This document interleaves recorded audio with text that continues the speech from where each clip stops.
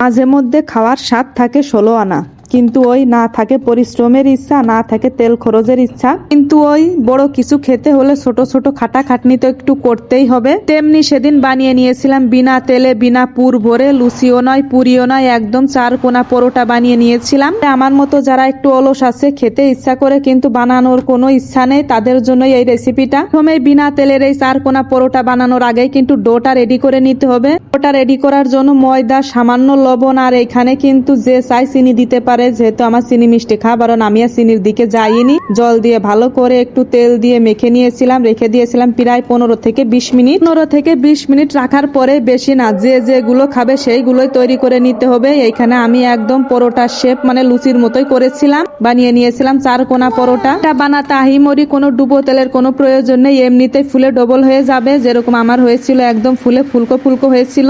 সাথে একটু tomato sauce উপর দিয়ে ছড়িয়ে নিয়ে একদম নিজে খেয়ে পাশে যে থাকবে তাকে দিলে তার মন একদম খুশি হয়ে যাবে। আমি তো এই যে নিজেই খেয়েছিলাম।